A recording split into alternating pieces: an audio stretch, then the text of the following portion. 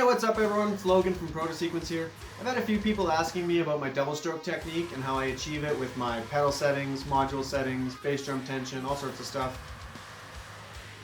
Well, actually, that's about it. So, anyways, I figured I'd make a little video and show you guys what I'm working with, gear-wise, settings-wise, project-wise. So I use the Trick Pro 1V Black Widow Edition, which are the best pedals that you can possibly purchase with money. I use the Foot Blaster trigger mounted underneath the pedal board rather than an acoustic trigger. My beaters are at about a 35-degree angle or so. They're tightened in as high up in their seat as they'll go, nothing sticking below.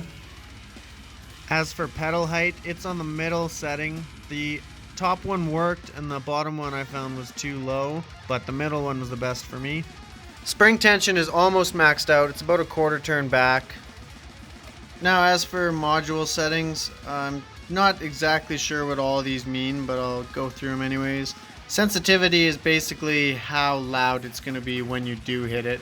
The higher the value, the louder it's going to be, more consistent. I like to keep it kind of low so it doesn't clip. You can still hit hard. My threshold is 13, which is basically how hard you have to hit it to make a signal. The curve is on loud 2. There's a whole bunch of them. I kind of played with them. I don't really know what they all are, but loud 2 is the best sounding one. My scan time is 4. I'm not too sure what that one means, but I just again played with it and found that that one seemed to work the best. Retrigger cancel right now is 7. I kind of mess around with this one a lot too.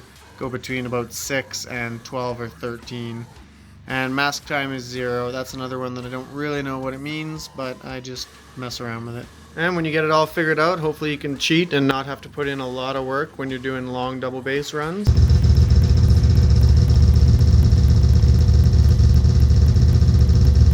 Cheater! Now the hardest part about all this stuff is getting good, clean double stroke runs and not having double trigger issues and misfires when you're doing single strokes. So the pedal settings and the module settings do play a big part in it, but mostly it's just your playing. You need to be playing tight, you need to be in control of your kick pedals.